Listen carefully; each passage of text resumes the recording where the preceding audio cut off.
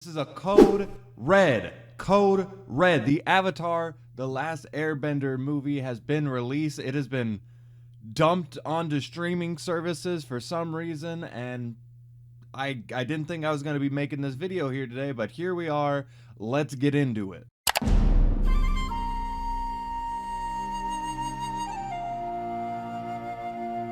Hello everyone, my name is Soul, and one of my favorite pieces of fiction, one of my favorite shows, cartoons, anime, if you want to count it as an anime, is Avatar: The Last Airbender, and it's for good reason. Everybody loves this show. It's a timeless masterpiece at this point. It's a show a lot of us grew up with over the years and have continued to do so, and its legacy is reflective of that. Like, they made a whole team of people called Avatar Studios, and they're making new shows, new movie, it's new Avatar stuff anywhere. And the reason we got all this is because people love these characters so much.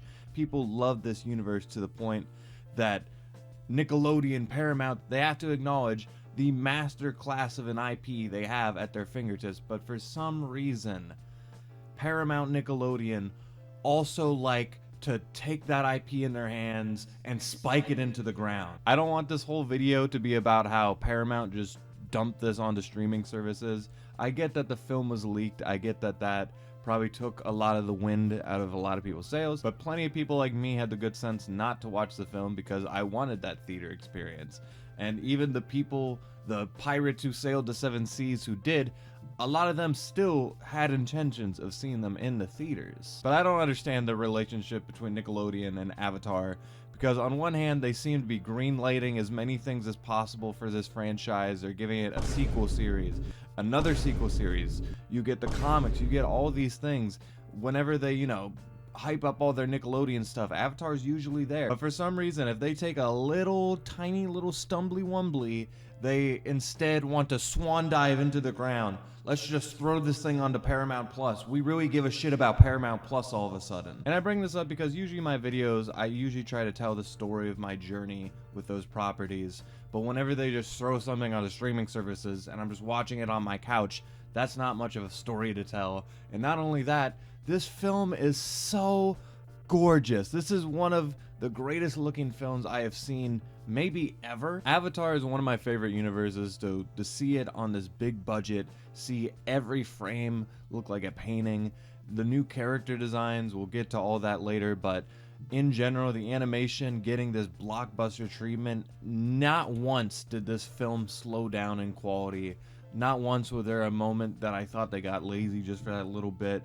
Every single frame in this film looks beautiful. But what is the film actually about? Of course, we all know how Avatar: The Last Airbender ends, and we know where the story goes with the sequel series, The Legend of Korra.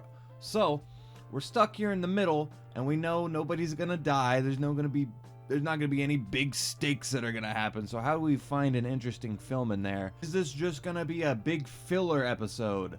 No. Kind of. It's an amazing movie, but it is kind of a filler episode. You know what? That's not fair. What happens in this film is Aang, through a series of events, battling a group of non-benders who are trying to take this ancient weapon that would give them bending powers, stumbles upon a former airbender who was also frozen in time, similar to how Aang was. And this former airbender has been in the ice much longer. He's been in there for thousands of years. It's a really juiced up beefhead of an airbender voiced by Dave Bautista. And this film being titled Avatar Aang, it is a film about Aang and him really trying to come to terms with how he is the last airbender and what he wants for his culture and his people moving forward. We will touch on Aang in a moment. Before that, I want to talk about the style of this film. Obviously, animation, everything looks gorgeous, but the character designs, they have aged up. If you've ever seen that one image that came out of all Team Avatar, as adults, it's very similar to those character designs, and they have a lot more chiseled, features. It has a little more anime things going on. They have that anime nose whenever they're looking forward. They have a big fucking triangle on their face. Also, all the characters grew up just to become insanely hot. Obviously, these are all peak martial artists in their prime, so I get that they're chiseled and sexy. But Aang's like 6 feet. Zuko looks like he'd be like the edgy guy in a K-pop band. Katara is waifu material. If we're gonna look like an anime, I'm gonna use that term. And the more anime you go, you almost go into the danger of not having that fluidity of a cartoon show. But obviously this film had the budget, the characters never stop moving, and you even see this in the fight scenes. The fight scenes are gorgeous. There is kind of a clash between the old school Avatar, where it's like old school martial arts and it's like an extension of your body, and then in Legend of Korra they kind of turned into more of a modern MMA thing with, you know, some crazy powers thrown in. This kind of seems like a happy middle ground, like a natural evolution somewhere in the middle, and what you get is Dragon Ball Z. There's some good fisticuffs in here. There's some crazy powers. There are moments where like someone just has a weapon and it shoots bending abilities. Moments like that where they don't really care about like the full grasp of what bending should be. But for the most part, they respect it. There are some new abilities thrown in here. The bending in Avatar is one of my favorite fighting systems in media. There have been a couple powers thrown in there that always breaks it. And the new guy, Taga, the new guy, he has a bunch of new abilities thrown in there, but considering he is a warrior from thousands of years ago, it would make sense that he has abilities that are new, and they don't really break the laws of bending too much, so they still have a lot of new things to do with this system and this universe in general, and I was excited to see it in this movie. But what's the most important thing in the world of Avatar? It's the characters. And they had the glow up. Let's talk about it. First, Toph. She's very much just a side character doing the same thing. She even says like the same line 2 or 3 times. You probably know the one. But I am a Toph fan. Like when I finished the show, she was definitely my favorite character. Now I kind of bounce around, but Toph, still one of the MVPs, still doing her thing. It's weird because I'm about to criticize Sokka, but Toph kind of does the same thing of just running back the same character beats, doesn't progress much, but you can't exclude her in any way. And she's still the same badass she's always been. I very much just wanted more of these characters, and I got that with Toph. I could say the same thing about Zuko. He's voiced by Glenn from The Walking Dead now, which I'll talk about the voice acting real quick, because I think Zuko would be a good example. Obviously, I love the main cast. I would love just to hear the original cast. I understand that some of the characters, you know, voices change while they age, but Zuko already has his matured voice in Avatar: The Last Airbender. Do I have glitter on me? Don't ever let your wife use glitter at like a Comic-Con thing. Anyway, Zuko's voice did not need to be changed, so in one mind, I'm just kind of thinking, why did we have to do it? But at the same time, all the new cast members, I think, do a fine job. They don't kind of sound how I would picture voices coming out of these characters, even as a natural progression, but no one drops the ball. There's a couple lines in here that I wish, like, that doesn't sound the way the character would say it, but for the most part, even like some of the inflections, especially with like Katara and Sokka, the new voice actors almost capture the essence of that completely, and if you were to do a new cast, that's all I would ask for, so that's what we got. But anyway, back to Zuko. He's very much just along for the ride with the rest of the characters. Zuko might be the hardest one to use in this film because Zuko has the best arc in Avatar: The Last Airbender. He has the most complete arc. His character, role, everything he wanted, all the things that you could do with him pretty much happened in Airbender. So what do we do with him now? He's just kind of along for the ride, but they still are able to capture things we like about his character, his dry humor. He's a lot more confident now, which, you know, is good to see, if anything. So happy to see Zuko. Obviously, this film is about Aang, so not a whole lot he could do, but it is what it is. The only one who I might criticize is Sokka. Obviously, I love Sokka. I love to see Sokka. Sokka was always kind of treated weird in Airbender, where he was always a part of the crew. He always had like a worthy spot on the team, but in some episodes, like in his own episode where he learns to use the sword, they almost want to like remind you like, oh, he can't bend, so it's almost like he's downgraded from the rest of the team. And it's like, I never felt that way, but now that you've said it like that, it's gonna feel that way. But then they will give him a spotlight and be like, nope, he is part of the team. And he comes back into this film and he kind of just feels like the goofy side character. Only now unlike the TV show where we have more time to set up jokes and everything, he's kind of just doing quips. Like, characters will be talking to each other and he'll have a zinger he'll throw in there in between that. And it's not like he's not funny. It's not like he's annoying me the whole film, but it does feel like a downgrade for his character. Does he still show some leader skills and like fun, interesting ways of entering combat? He does, but even when he does that, it's almost like they have to remind you, no, Sokka is part of the team. He is worthy of being in the fight scenes. And it's like, the fact that you have to tell me that, even after all these years, you are trying to spotlight the fact that he needs a seat at the table. And the fact that you point that out makes me feel like he doesn't need a seat at the table. So obviously I still love Sokka. He's one of my favorite characters. But the fact that they still fully don't seem to know how to use him, like, annoys me a little bit. Katara and Aang definitely had one of the best glow-ups of the film. Katara has naturally filled a role in this new Republic City. It's cool to see Republic City in Airbender years, by the way. But Katara, you know, she has some kind of political job of some sort, and then she's also the natural emotional support for Aang throughout this film. But later in this film, she confronts the main villain, and I think that moment I was like, yeah, this is Katara. A lot of the other characters I feel like, oh, they're just older versions of themselves, but Katara, I can see how she aged into her current version, and she might be the most interesting now. Then we got Aang, who, it's interesting because Avatar: The Last Airbender, a lot of people's favorite character is not Aang, the main character. People love Zuko, Iroh, Toph, maybe even Azula. A lot of people don't like Aang as their favorite character, so for him to get this feature film about him and about exploring his past and his desires, and the fact that there is actual growth in this film, there's an actual arc with plot threads that were never really resolved in The Last Airbender. He never really confronts the shame of running away, and Avatar: The Last Airbender was about bringing peace to the four nations, but you never really get that with the Airbenders. Aang's journey was always to me about staying true to his culture. You know, the ultimate confrontation is everyone's saying he's got to kill this person. Killing somebody would obviously be a disgrace to his people and his culture. And I'm not going to spoil the end of Avatar just in case, but I thought they handled that in a pretty efficient way.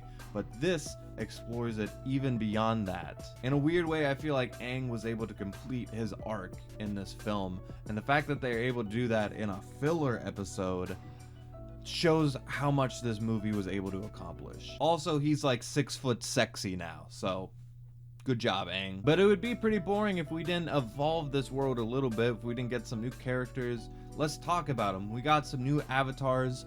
Aang is going through the Rolodex of avatars at one point, and we get some new ones. We also go into the spirit world, and there's some new spirits. All these new characters, I don't think they're terrible. I just think within this already really packed feature-length film, we aren't able to explore these new characters to the point where I feel like they're powerful additions to the cast or anything. They kind of just feel like little fluff pieces, little moments of expanding the universe for expanding the universe. The only new addition to the world who is worth talking about is Taga, aka my boy Dave Bautista. Who knew as a kid when I was watching Nickelodeon, couple channel swipes the other way, here's WWE. Who knew Dave Bautista powerbombing The Undertaker? That's gonna be the future voice of Avatar. Like I said, he's a super buff airbender. He's got like a tribal filter on his Avatar tattoos. And he's also like potentially the strongest bender I've ever seen. Like, I just recorded like a little section talking about Taga, and I didn't do spoilers, but I don't feel like I can efficiently talk about Taga without doing spoilers. So here it is. Just fast forward a couple minutes if you haven't seen the movie yet. Taga's the main bad guy. And very shortly into the film did I realize that he was going to be the main bad guy. But it wasn't like Korra's uncle in Legend of Korra, where it was just like, why are you listening to the most obvious bad guy ever? But I wanted to love Taga just as much as Aang wanted to love Taga. I wanted him to be part of the cast. You know, they're buddying up. They're doing their little, like, walking on sunshine in the clouds. I loved all of that. And I wanted Aang to be happy just as much as he did. But Taga comes from a more tribal version of the elements when the Earth Kingdom just went on a rampage and started striking everybody down. Air and Earth clash just as much as fire and water, so I obvious elemental stuff. So he's trying to bring back the airbenders, make them overpowered, make them number one. I understand his philosophy much more, and I understand why Aang, leading up to that point, was fighting so hard to bring the airbenders back, and he thought this guy was his one-way ticket. I understand character motivations, everything, beautifully written. Dave Bautista as Togga, I thought he did an excellent job. I fully bought this character. Impressively strong. It's crazy that this random dude is more powerful than the Avatar from his generation. Not only that, he's fighting Avatar Aang in the Avatar state, like prime Avatar Aang in the Avatar state, and he's beating his ass. I think they kind of nerfed the Avatar state a little bit in this film. You could argue that Aang has more control over it, so he's trying to use it less, if anything. He doesn't want to die even more so in the Avatar state now, so he might be a little more careful to use it. He doesn't bring out any big sexy magic powers during those fights though, so it feels a little bit nerfed, and he gets beat up by a random airbender. Not only that, this dude is 4v1ing Team Avatar minus Aang, and he stomps him. This dude is overpowered as fuck. But when he gets his big power up at the end, like, it feels like we have a monster villain, and I loved him. I think I love Togga in this film. He was awesome. But since we're talking about the characters, there's no Iroh in this film. There's no Suki. There's no Ty Lee. No Azula. A lot of the cast members who we've obviously come to love over the years, they're not even in this film. And characters like Suki, who seem like essential Team Avatar members, you know, aren't in this film. But I think this goes to show who's on the chopping block when we need to focus on the main characters. And in all honesty, I fully support that decision. As much as I just want to see more of these characters, even Iroh, potentially my favorite character in the show, when we need to focus on the main cast, this film is about Aang, and the fact that they were able to grow Aang's character is a big accomplishment, and I would take that over just having side characters show up for the sake of showing up. Sorry. That being said, as much as this film feels like a self-contained, isolated journey, it feels like it accomplished everything it could and then some. I love Aang's journey, his growth in this film, but not only that, it feels like the world. I was able to see one of my favorite fictional universes, the best it's ever looked, in a time period I've never really seen before, caught between these two timelines, and it just feels like I was able to see that universe again. You know, obviously there's little fanfare moments of like the Cabbage Merchant and a lot of the side characters just showing up, you know, for the sake of showing up. I'm not talking about that. I'm talking about how when Korra came out, and this happens with a lot of my favorite childhood things, Kingdom Hearts, Dragon Ball, a lot of the things from my childhood that I'm super attached to have continued throughout the years.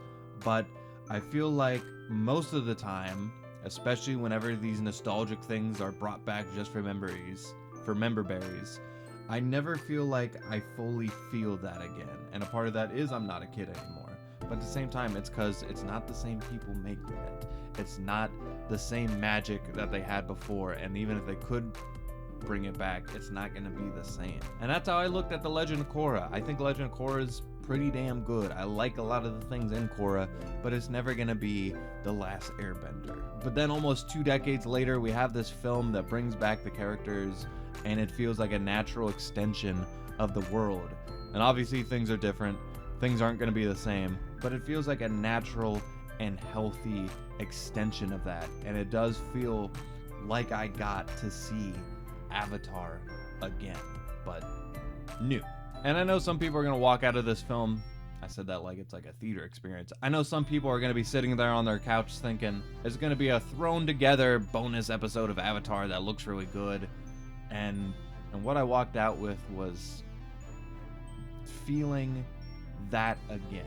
And I think that depends on who you're talking to. But when I say that, I mean the feeling that I felt when I first watched The Last Airbender, the feeling that made me a fan of this franchise for so many years. That feeling I felt just, I was sitting in an office chair staring at a stupid computer screen, but that feeling when I finished Avatar The Last Airbender, that kind of like bittersweet but butterflies feeling, I got that again, and it was one of my favorite experiences of this year for sure. I'm going to give Avatar The Last Airbender What the fuck did I just say? I'm gonna give Avatar Aang.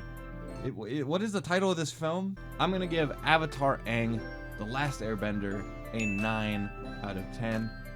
Honestly, an essential watch if you're a fan of this franchise. I didn't think it was going to be something you need to see immediately. Everyone, like, sound alarms. You got to see the Avatar movie. I did think this was just going to be a little bonus thing. No. This is the sequel of Avatar, and I think it deserves your watch. But anyway, that's about all I got for this one. If you enjoy my face rambling about video games or anime or other nerdy things you might be into, please subscribe to this YouTube channel. Like the video that makes this little tiny channel grow into a glorified small channel, and when that happens, all my dreams will come true. Or you could hit the big hype button, that helps too. Anyway, I'll see y'all in the next one. Thank you for watching, and with that, I leave you.